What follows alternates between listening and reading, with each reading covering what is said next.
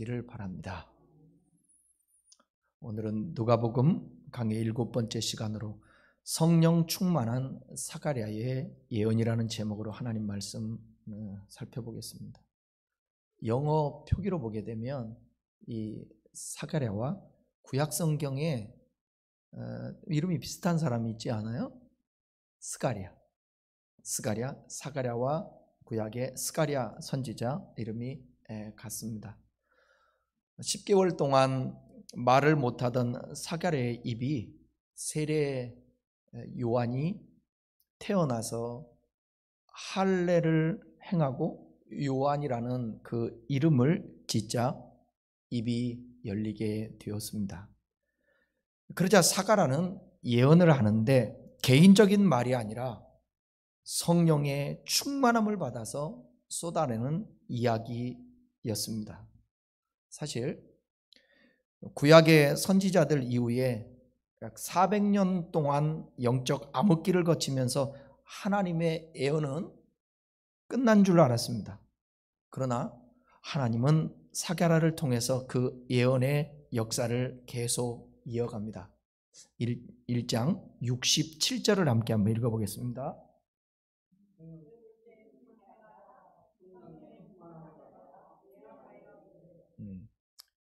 사가랴가 성령이 충만함을 받아서 예언하여 말을 합니다.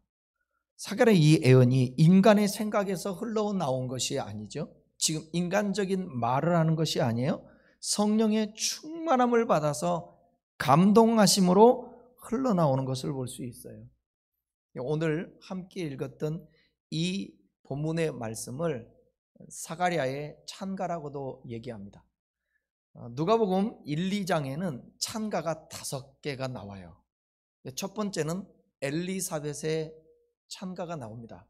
마리아가 엘리사벳의 집에 방문했을 때에 그때 축복하면서 기뻐하죠. 그 다음에 두 번째 찬가는 마리아의 찬가입니다. 마리아가 지난주에도 살펴봤죠. 46절에서 1장 56절까지 주님을 찬양합니다. 성령님이 잉태케 하신 그 예수 그리스도의 그 잉태함을 하나님의 은혜로 여기면서, 그 다음에는 오늘 이 사가랴의 찬가가 나오고 2장 누가복음 2장 28절에 35절에서는 시므온의 찬가가 나옵니다. 나중에 설명해 드리고, 또 2장 36절에 39절까지 보게 되면 안나의 찬가가 나옵니다. 그 모든 입술의 고백들은 성령의 그 역사 속에서 고백할 수 있었던 거죠.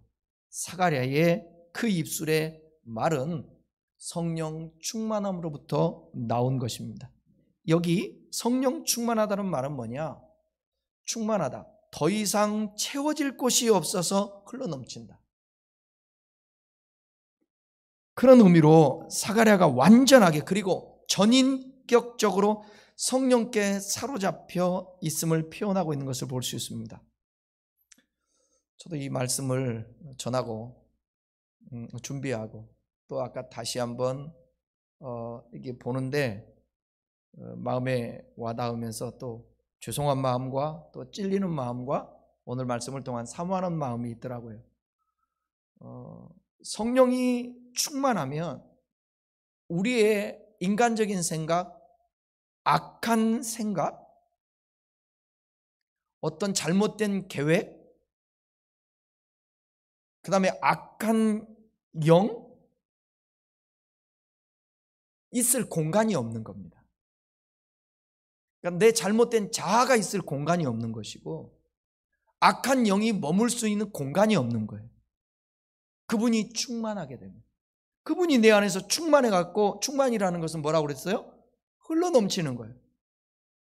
그러니 내가 있을 수 없잖아요. 이런 우리의 삶이 되어지면 우리의 입술에서 악함이 나오지 않고, 상처 주지 않고, 분노가 나오지 않고, 이 안에 걱정, 근심, 불안 초조가 있지 않을까? 없죠. 왜냐하면 그 진리이신 성령님이 이 안에 계시면 사랑과 희락과 화평과 오래 참음과 자비와 양성과 온유와 절제 빼먹은 거 있어요? 대단하시다. 빼먹은 것을 기억하시네. 느낌이 빼먹은 것 같았는데 그걸 아시네. 충성. 이 안에 이게 바로 성령의 열매잖아요. 성령이 있으면 그 성령으로 인하여서 흘러나오는 열매가 바로 그 열매, 그거 지금 말씀드렸다. 말씀을 전하는 종이지만 죄송하지만 내가 지금 성령으로 충만하지가 못하구나. 그 생각이 들더라고요. 자꾸 입에서 불평이 나오려고 그러고, 여러분 입에서 불평이 나오고 원망이 나오고 악한 생각이 나오고 부정적인 생각, 절망 이런 것들이 이 안에 낙심하게 되고 이 자리 잡고 있다는 것은 뭐냐면 그분의 영이 내 안에 충만하지 않다는 거예요.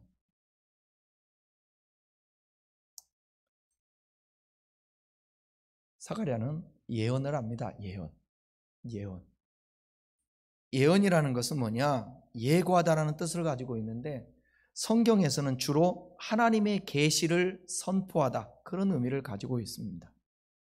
이 단어에서 예고하다, 이 단어에서 선지자, 예언자라는 단어가 나왔죠. 제사장 사가랴가 단순히 앞일을 예고하는 정도가 아니라 하나님의 계시를 선포하는 선지자적 관점에서 예언하고 있으며 이 예언들이 반드시 이루어질 것임을 나타내주고 있습니다. 잘 들어보세요. 교회 다니면서 좀 기도한다라는 사람들이 점쟁이들이나 그 하는 예언을 감으로 또는 느낌으로 하는 경우를 우리는 종종 봅니다. 저도 잘 모를 때는 예언 비슷하게 말하고 싶을 때가 얼마나 많았는지 몰라요. 많이 절제했죠. 감이 막 오거든요. 느낌이 오거든요. 그러면 선포하고 싶은 충동이 생긴 겁니다. 이 경계선이 아주 중요하거든요.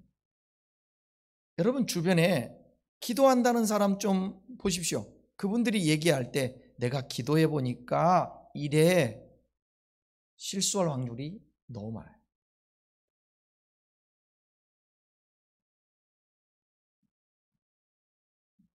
이때 개인의 생각과 감정이 섞이게 되고 악한 영이 역사해 버리면 미혹이 돼서 거짓 선지자가 되는 것입니다.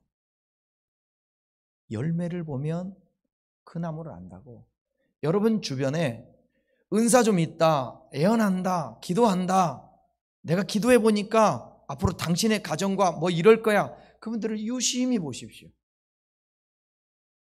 그분들의 삶과 태도, 그리고 그분들의 저렇게 말하는 의도가 뭔지, 자기를 드러내려고 하고 자기를 자랑하려고 그러고 자기는 영적으로 충만하다고 그러고 그래서 누군가를 지배하고 싶고 누군가에게 나는 너보다 훨씬 더 영적으로 충만해, 그것을 드러내기, 그건 이미 이 마음에서부터 출발이 잘못된 거고 그건 성령이 충만한 예언이 아니게 되는 것입니다.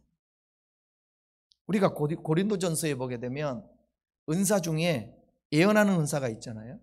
그 예언의 은사라고 할 때에 여기서 예언이라는 것은 뭐냐면 잘 들으셔야 돼요. 말씀을 통해서 미래가 어떻게 될지를 드러내 주는 거예요.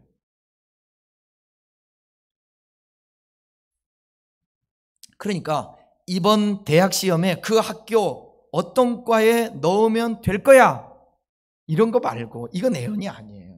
이건 점쟁이들이 하는 거지. 진짜 학교를 놓고 예언해 주는 건 이거예요. 성경이 말하는 예언을 제가 한번 써봤는데 예를 들어볼게요. 일단은 자녀가 아니면 네가 받은 달란트가 뭐니 묻는 거예요. 그 다음에 너는 무엇을 하고 싶니? 너는 무엇을 잘하니? 그리고 왜 그 학교에 가고 싶어? 들어본 다음에 성경이 말씀하는 대로, 아니 능력도 안 되는데 무조건 높은 데 집어넣으면 돼요? 안 돼요? 안 돼요. 자기는 달란트가 없는데 엉뚱한 곳에 그냥 이름 드러내기 위해서, 학과 드러내기 위해서, 학교 이름 드러내기 위해서 거기 간다? 이것도 잘못된 거예요. 그 이유를 다 물어본 다음에 설명해 주고, 그 다음에 가장 중요한 게 뭐냐, 네가 그 학교를 가려면 그 성적에 맞게 공부를 열심히 해야 된다. 이게 예언인 거죠. 이게 예언인 거예요. 성경이 말하고 있는 예언은 이런 거예요. 그래서 예언은 사람의 생각이 드러나지 않게 성령 충만함을 받아서 해야 된다라는 것입니다. 이게 안 되니까 오늘날 교회에서 지도자들이 잘못 인도하고, 기도 좀 한다는 사람들 치고 나중에 자기가 한 말에 대해서 올무에 빠지는 경우가 너무너무 많아요. 그런데 또 그런 사람들은 여러분, 이게 배포도 있고요, 말도 얼마나 잘하는지 몰라요. 그래서 되맺힙니다. 예언했던 게, 예언은 하나님이 한 게 맞아. 근데 당신이 순종하지 않고 열심히 안 해서 그런 거야. 얼마나 여러분 그 말하기가 좋아요.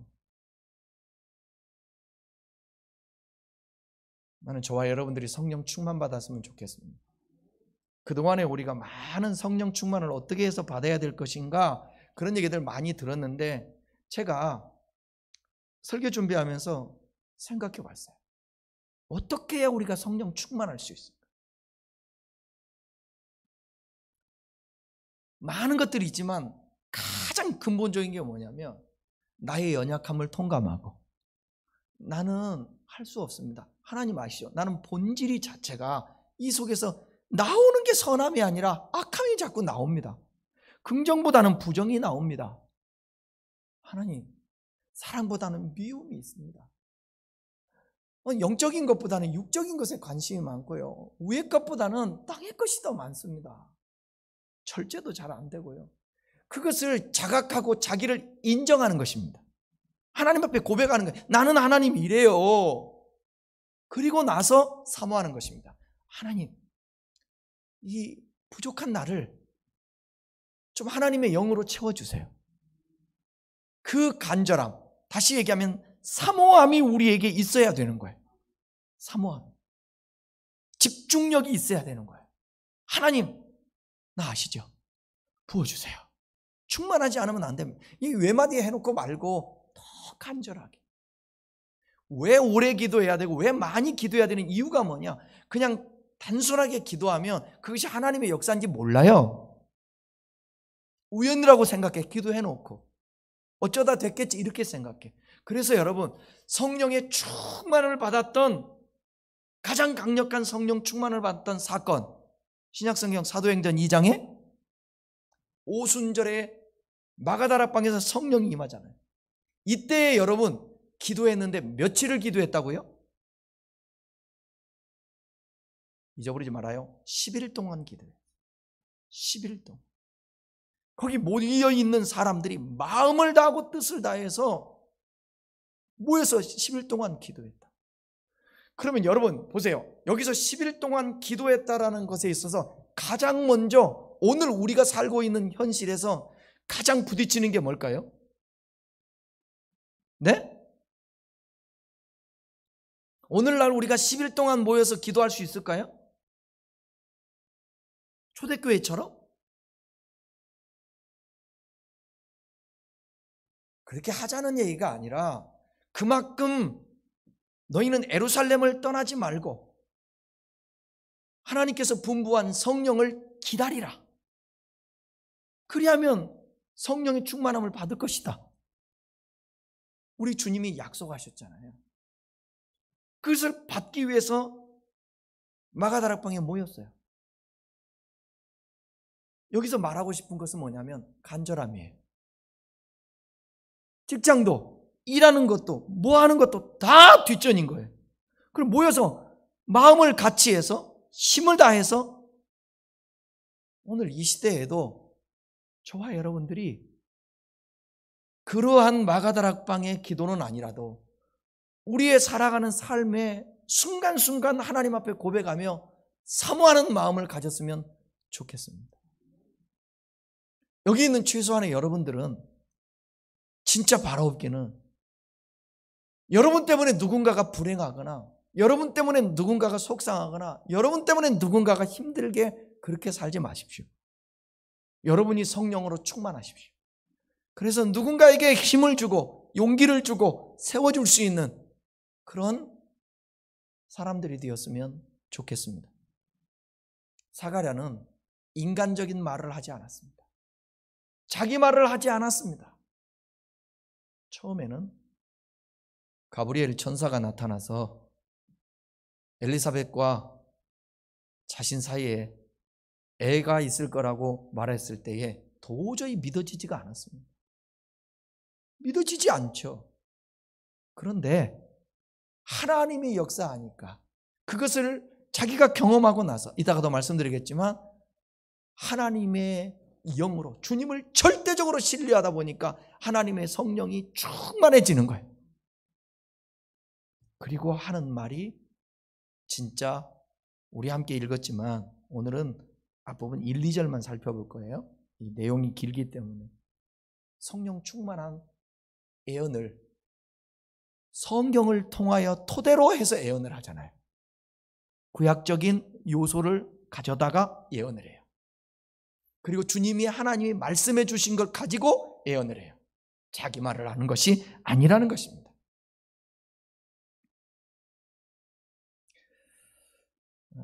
어제 성경 공부하는 바이블 스타디 우리 팀들이 함께 이제 말씀을 나누는데 설교란 뭘까? 진짜 설교가 뭘까?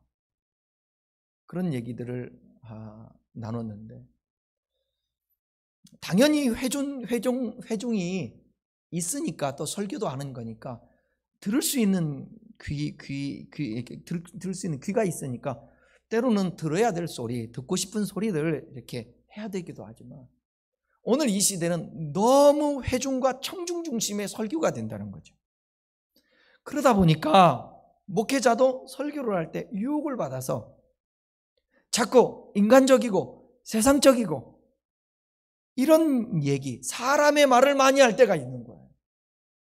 한참 한국 교회에 유머스러운 설교가 유행을 하고 따라하기도 하고 그랬고 저도 사람들이 말투가 그래서 그런지 그 웃기는 그분을 닮았대 많이 들었어요 제가.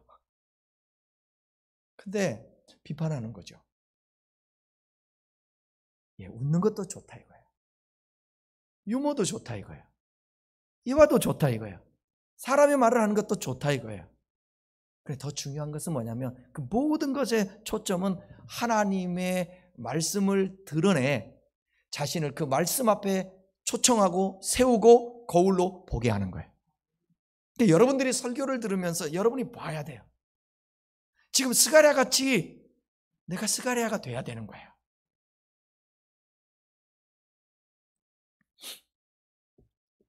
오늘 본문에서 스가랴도 예언하는데 아까 말씀드린 것처럼 구약 성경과 하나님께서 말씀해 주신 것을 근거로 해서 선포하는데요. 스가랴는 성령이 충만하여 예언하는데 먼저 찬양으로 시작하는 것을 볼 수 있습니다. 본문 1장 68절입니다. 찬송하리로다 주 이스라엘의 하나님이여 그 백성을 돌보사 속량하시며. 스가랴는 자신의 놀라운 체험을 바탕으로 해서 그 뭐예요? 세례요한이 태어나는 거. 그 바탕 위에서 하나님을 찬양하지 않을 수가 없었습니다. 여기 이스라엘의 하나님이란 표현에서 이스라엘은 77절을 한번 보세요. 77절. 1장 77절도 보시면 주의 백성에게 나오잖아요. 주의 백성. 여기 주의 백성과 같은 의미의 단어입니다. 이스라엘과. 그러니까 문자적으로는 야곱의 후손인 유대인들을 가리키지만 여기서 이스라엘 백성들은 넓은 영적 의미로는 뭐냐면 하나님의 언약 백성의 공동체를 가리키는 거예요. 모든 하나님의 사람들. 그 백성들을 어떻게 했다고요? 하나님이 돌보사 나오잖아요. 돌보사. 여기 돌보사로 번역된 에피스케토마이라는 이 단어는 도움을 주기 위해 자세히 살펴보다, 그 다음에 직접 찾아오다, 그런 의미가 동시에 포함되어 있습니다. 그러니까 돌보다라는 것은 뭐냐? 방문하다라는 뜻이에요. 방문하다. 하나님께서 방문하셨다는 거예요. 사가랴와 엘리사벳에게 하나님이 방문했습니다. 마리아에게 방문을 했습니다. 주님이 찾아오시니까, 방문하시니까 하나님의 놀라운 역사가 일어납니다. 하나님께서 방문하셨다라는 그 의미를 좀 살펴본다면, 구약에 보면요, 하나님께서 방문하실 때 두 가지를 위해 방문하십니다. 첫 번째는 뭐냐면 무서운 거예요. 심판하기 위해서 하나님이 방문하셔요. 찾아오셔요. 두 번째는 뭐냐? 긍휼을 베풀어 주시기 위해 방문하세요. 첫 번째는 뭐라고요? 심판하기 위해서. 두 번째는요? 긍휼, 은혜를 베푸시기 위해서. 소돔과 고모라가 죄악으로 가득 찼을 때에 천사가 내려오죠. 방문한다고요. 그 땅을. 그리고 심판하십니다. 또 여러 군데 있지만 예를 또 들어본다면 어디에 방문하시냐면,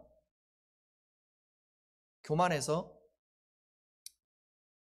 노아의 홍수 사건을 들은 그 많은 사람들이, 홍수가 나도 이제 우리는 홍수에 멸망하지 않아야지. 그래서 바벨탑을 샀습니다. 교만이 하늘을 찌르죠. 그때에 하나님이 방문하셨다.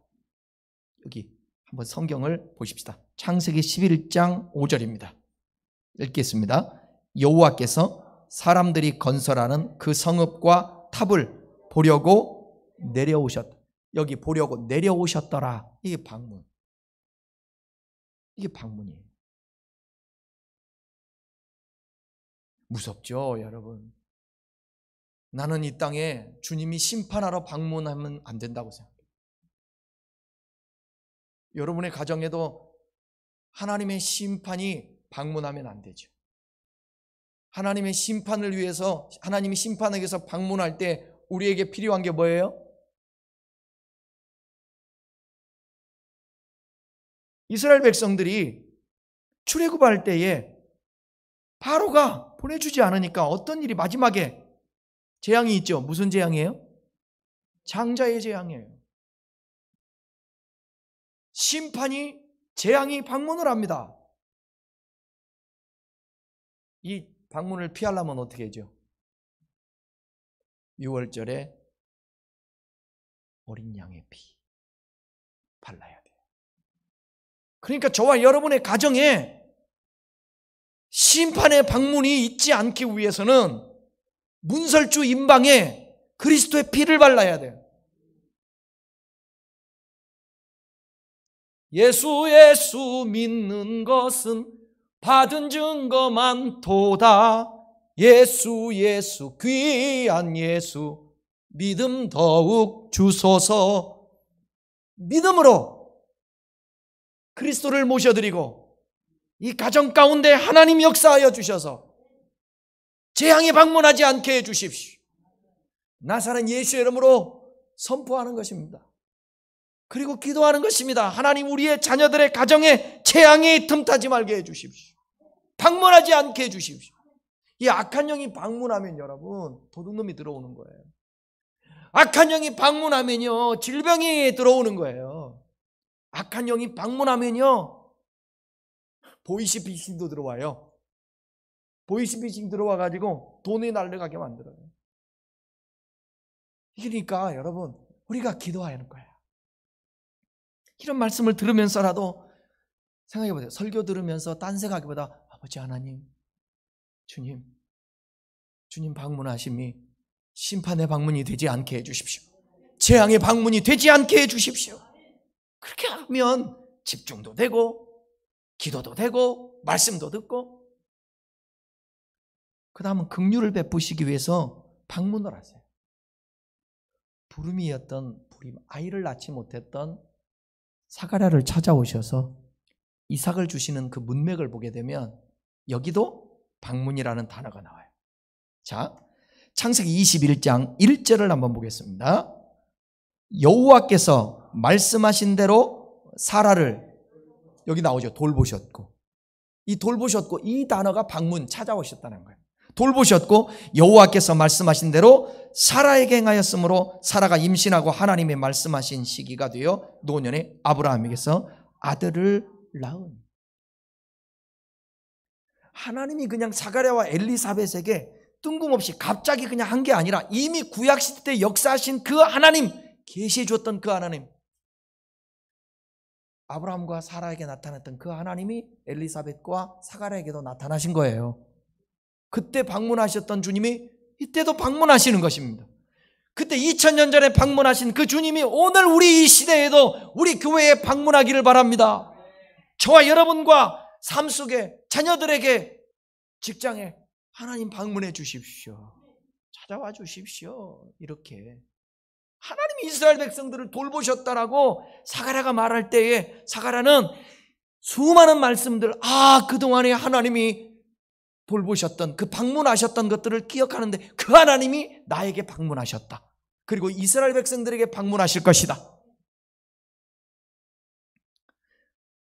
또 사사시대 때 여러분, 흉년이 들어가지고 베들레헴에서 나오미의 남편 엘리멜렉이 자녀 둘을 데리고 모압 땅으로 가죠.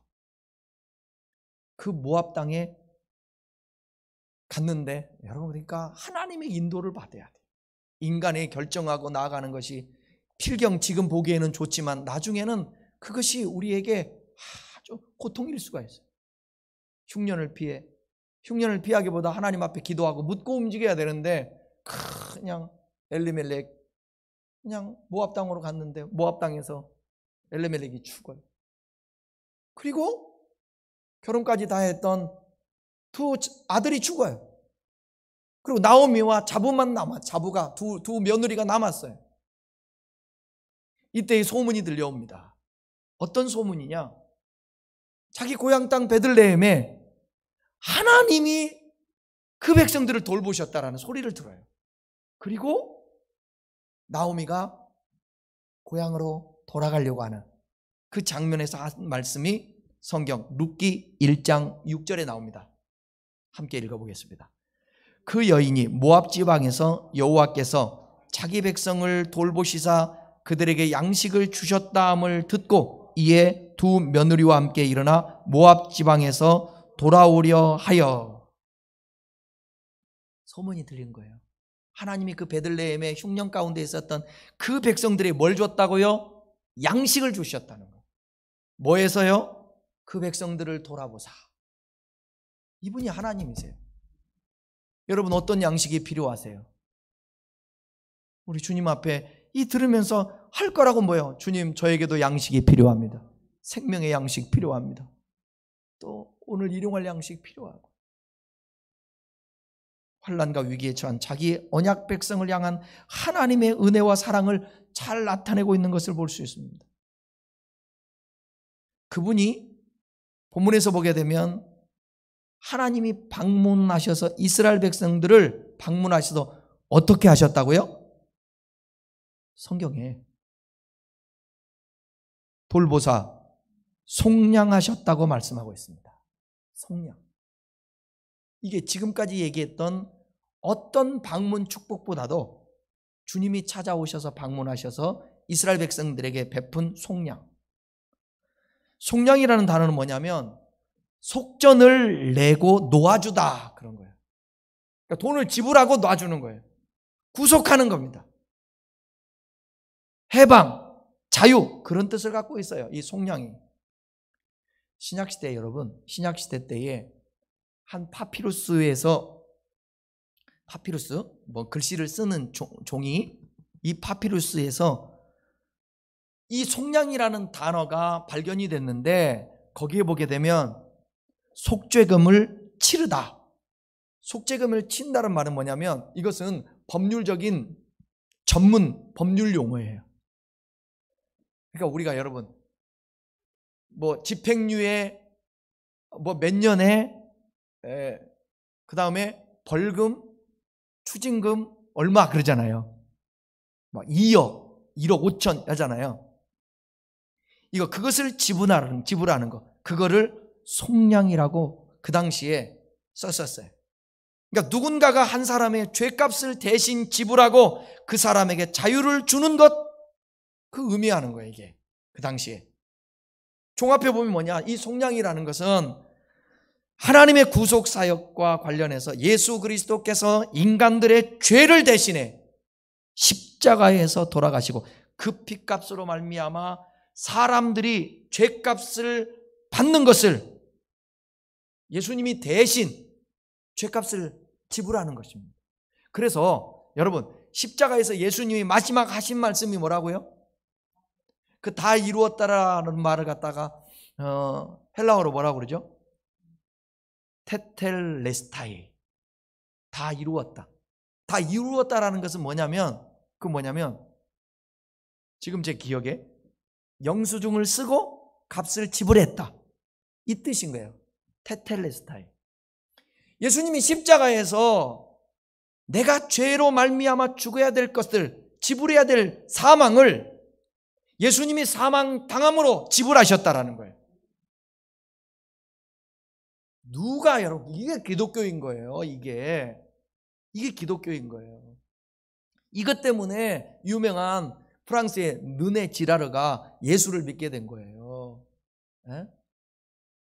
당신이 친히 십자가에 달려 죽으면서까지 값을 지불하고 백성들을 위해 사는 거예요. 다른 모든 종교는 누구예요? 백성들을 희생시키지 않습니까? 근데 주님이 친히 희생을 당하시죠. 값을 지불하는 것입니다.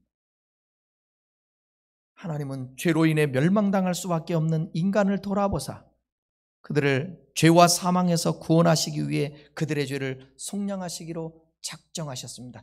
이것을 성령 충만한 사가랴를 통하여서 지금 예언, 계시하는 것입니다. 여러분, 제가 이렇게 말하는 것은 예언될까요, 안 될까요? 누구든지 예수 그리스도를 믿는 자마다 멸망치 않을 것이니 당신은 반드시 예수 믿고 구원받으면 영생을 얻습니다. 예언이에요, 아니에요? 이게 예언인 거예요.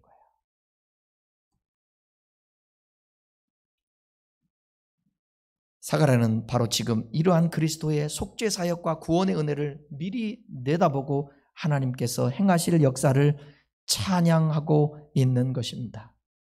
그러니까 하나님의 돌보심을 경험할 때 엘리사벳처럼 마리아처럼 사가랴처럼 기뻐하며 찬양하며 그 입술이 하는 내뱉는 말이 하나님의 성령의 역사 속에서 내뱉는 말이 되는 것입니다. 저와 여러분에게도 하나님께서 방문하시는 그런 역사를 경험했으면 좋겠습니다. 네. 우리 한번 기도 한번 해보십시다. 하나님, 우리 가정에 방문해 주십시오. 제 이 자아 속에 방문해 주십시오. 네. 여러분, 때로 자신에게 실망될 때 있습니까? 여러분은 자존감이 높아서 실망 안 되나요? 몇 주 전에 제가 자아상에 대한 설교를 했는데 들었으니까 어떤 날은 실망되고 울고 싶을 때도 많았지만 하나님의 자녀됨을 기뻐하면서 전했어요. 미안해요. 때로는 진짜 기뻐하지 않으면서도 당연히 전해야 되니까 전할 때도 있었던 것 같아요. 우리는 울고 싶을 때가 있어요. 때로는 괴로워요. 모든 걸 잊고 싶을 때도 있어요. 큰 목회자도 마찬가지예요. 그러나 답이 뭐예요? 주님, 그런 제 마음속에 주 예수 내 마음에 오사 나에게 방문해 주십시오. 아멘. 그리고 그 하나님을 경험하는 것입니다. 그 하나님을 경험할 때에 우리 입에서 하나님의 경험한 것들이 찬양하게 되는 거예요. 하나님의 경험한 것들을 선포하게 되는 것입니다. 그럴 때 주변에 있는 사람들이 같이 힘을 얻고 생기를 얻게 되는 거예요. 그래도 하나님이 저에게 주신 은혜는 뭐냐면 마중물. 마중물 알아요? 그걸 뭐라고 그래요? 펌프? 모르겠어요. 제가 살던 어렸을 때 시골에서는 작두라고 그랬어요. 작두. 어쩔 때 물 먹고 싶은데 물을 그때에 항상 마중물 남겨놓잖아요. 물 남겨놓은 거 다라이에다가. 그러면 그거 한 바가지 딱 부어서 훅 하면 물이 콸콸콸 나오죠. 그 여러분들에게 이 마중물이 있어야 돼요. 이 마중물이. 그 마중물을 공급받으려면 그래서 어쨌든 은혜의 자리에 와야 돼요. 은혜의 자리를 만들어야 돼요. 그래서 회복돼야 돼요. 이게 가라앉아 버리면 마중물이 없게 되면 여러분들이 어렵고 힘들 때에 주님 방문해 달라고 또 방문할 수밖에 없게 내가 간절하게 사모하는 마음을 가져야 되는데 그게 잃어버리게 된다. 요즘 우리 교회에서 요즘은 안 하게 됐는데 또 다시 좀 해야 될 것 같아요. 하나님의 아들 주 예수 그리스도시요 나를 불쌍히 여겨주십시오. 긍휼히 여겨주십시오. 이제 좀 바꿔서 용어를 조금 너무 불쌍히 막 이러니까 한번 이렇게 한번 따라해봐요. 하나님의 아들 주 예수 그리스도시요 자비를 베푸소서. 아멘. 저는 개인적으로 천주교의 어떤 그런 형식이라든지 그 좋은 점은 좀 이렇게 우리도 닮았으면 좋겠어요. 합쓰면 그들을 참 고백을 하거든요. 우리도 그런 고백이 필요해요. 전주님이여 나를 긍휼히 여기시고 자비를 베푸소서. 네? 그런데 우리는 그런 형식이 아니라 진심으로 하나님 주님의 아들이 이 땅에 오셔서 죽기까지 우리를 사랑하신 그 은혜로 자비를 베푸소서. 이런 기도하십시다. 그럴 때 그분이 찾아오셔서 역사해 줄 믿습니다. 최소한도 우리는 예수 그리스도로 말미암아서 사가랴와 엘리사벳처럼 의롭고 의로운 자가 되고 그리고 성령이 충만하고 하나님을 경외하는 자가 되면 그러면 주님께서 어느 때든지 방문하셔서 우리들에게 하나님의 일들을 드러내 주실 줄 믿습니다. 우리 미래에 대해서 긍정적이고 소망적인 것을 갖고 오늘을 어떻게 풀어나갈까? 찰스 스윈도론이요 이렇게 말했습니다. 우리가 준비할 수 있고 예측 가능한 미래였다면 하나님에 대한 기대도 없고 기도도 하지 않을 것이다. 노력과 최선으로만 만들어지는 것이 믿음의 인생이라면 거기에는 하나님이 더 이상 필요 없다라는 것이다. 그러니까 여러분, 항상 우리의 연약함을 고백하면서 주님 아니면 안 되고 하나님이 역사해 주셔야만이 됩니다. 하나님이 인도해 주셔야만 됩니다. 이렇게 겸허하게 기도해야 되는 것이에요. 믿음이 필요합니다. 주님 앞에 이 사가랴처럼 성령 충만해서 제가 지금까지 설명한 대로 애원할 수 있는 그런 믿음을 가졌으면 좋겠고, 여러분 모두에게 주님의 방문이 있었으면 좋겠습니다. 기도하겠습니다.